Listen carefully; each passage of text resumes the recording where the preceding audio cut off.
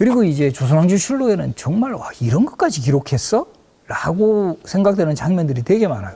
바로 이 세종 때 1430년, 지금으로부터 거의 590여 년 전에 국민투표 실시했어요. 세종 때요? 예. 와우. 590여 년 전에. 이게 우리 정말 선조들 대단한데 투표의 안건은 뭐냐 하면 지금도 우리 세금 문제에 민감하잖아요. 그렇죠. 바로 토지에 대한 세금을 매기는 걸 어떻게 하겠는가. 토지세. 공법이라고 해요. 공법.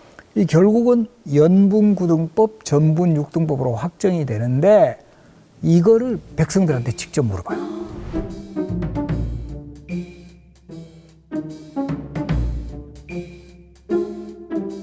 그리고 이 조선왕조실록에는 천재지변에 관한 기록이 되게 많아요. 아무래도 농업국가다 보니까 홍수, 가뭄, 전염병, 지진, 그리고 이 지진에 관한 기록도 한 1800여 건 등장하고요. 특히 전염병, 또 뭐 거의 한 1, 2천 건 정도 기록되어 있어요.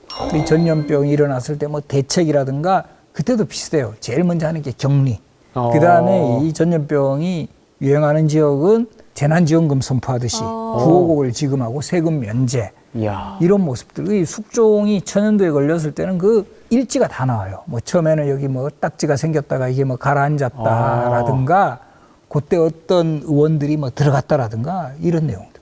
그래서 우리가 이 전염병이 얼마나 그 힘들었는가를 보여주는 말들도 지금도 우리 생활 속에 많이 쓰이거든요. 지금도 되게 어려운 상황을 겪고 나면 두 글자입니다. 내가 뭐뭇을 치렀다 그래요? 내가 홍역을 치렀다 그러죠. 홍역을 치렀다. 홍역. 그리고 되게 어려운 상황에서 벗어났을 때 한 글자입니다. 와, 내가 뭘 뗐다? 학을 뗐다. 그렇죠. 학을 뗐다. 학질에서 나옵니다. 말라리아 모기가 감염. 학질. 제일 심한 욕 중에 하나는 뭘까요? 두 글자. 예의 뭐할 놈? 해도 돼요? 네. 육실할 놈. 육실할 놈? 이가. 예의 뭐할 놈? 예의 연병할 놈. 연병할 들어보셨죠? 놈. 그리고 이 조선시대 왕의 건강에 대한 기록도 꽤 많이 나오는데 이 영조 대왕이 조선왕 중에 최장수왕인 맞아요. 거 아시죠? 80 넘게 사셨죠. 83세까지. 장사하셨네. 조선시대 왕 중에 장수 랭킹 1위가 영조 83세, 태조 이성계 74세, 고종황제 68세, 그 다음에 광해군 67세, 정종 63세, 60만 넘어도 랭킹 5위 안에 들 정도로 그렇네요. 조선시대 네. 왕의 평균 수명이 그렇게 높지 않아요. 한 48쯤 돼요. 이야. 그런데도 영조가 이렇게 장수할 수 있었던 비결을 스스로 이야기하고 있어요. 한번 읽어주실래요? 영조의 장수 비결. 내가 일생토록 얇은 옷과 거친 음식을 먹기 때문에 자전께서는 늘 염려를 하셨고 영빈도 매양 경계하기를 스스로 먹는 것이 너무 박하니 늙으면 반드시 병이 생길 것이라고 하였지만 나는 지금도 병이 없으니 옷과 먹는 것이 후하지 않았던 보람이다. 모든 사람의 근력은 순전히 잘 입고 잘 먹는 데서 소모되는 것이다.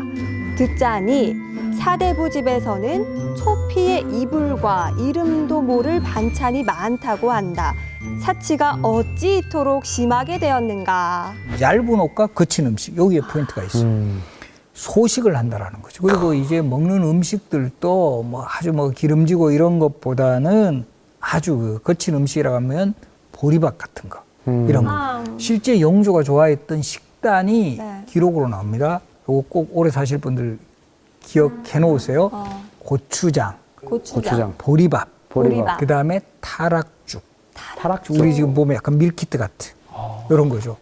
거기다가 영조가 이제 이런 음식 이외에 또 장수할 수 있었던 것은 그렇게 건강검진 열심히 받아요.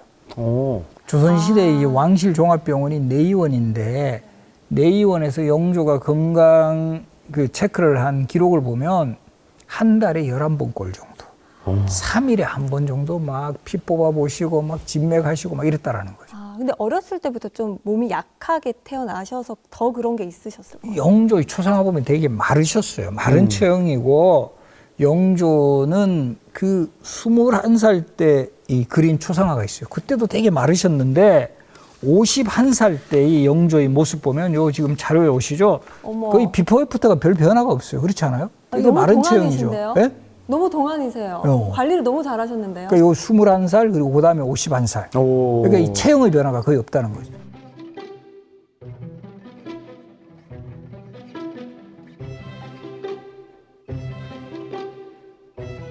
반면에 우리 세종대왕은 기름진 궁중 음식 좋아하시고 고기 많이 하셨어요. 살이 좀 있으셨고. 세종대왕. 당뇨 있었다고 들었습니다. 그렇죠.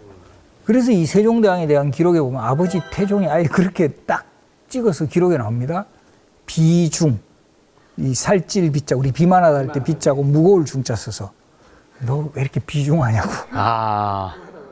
약간 고급지게 뚱뚱하다고 말씀하시는 거예요. 예, 그래서 이 세종은 평일에 육식이 아니면 술알을 드시지 못하는데 항상 밥에 고기 반찬이 무조건 있어야 되고요.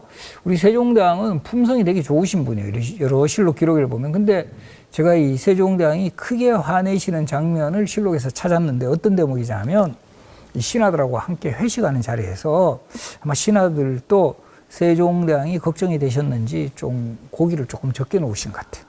이 처음에는 이제 신하들하고 따로 있다가 뭐 그냥 뭐 이 정도 뭐 다 이 정도 먹는가 싶어서 먹고 있는데 이렇게 지나가다가 신하들 자리에서 보니까 얘들은 막 고기 이만큼 올려놓고 먹는 거예요.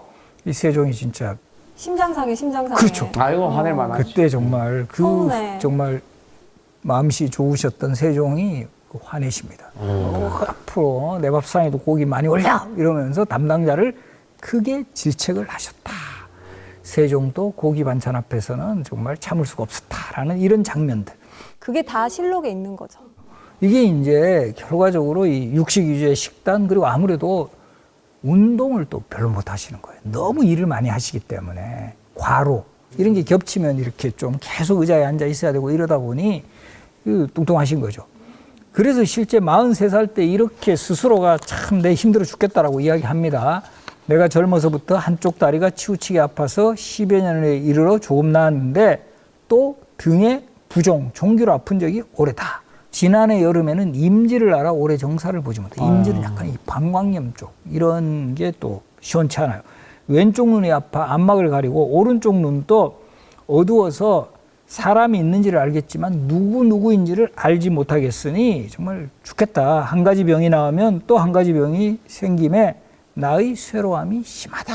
그러나 이런 정말 개인적인 그런 건강이 악화되었음에도 불구하고 이 사실 우리가 잘 알고 있는 훈민정음, 창제, 반포 이 말년에 나오는 업적들이에요. 그러니까 대단하신 분이지. 발견해시고. 예, 자신이 이렇게 힘든 상황에서도 정말 이 왕으로서의 책임을 다하기 위해서 그런 업적을 남기셨다.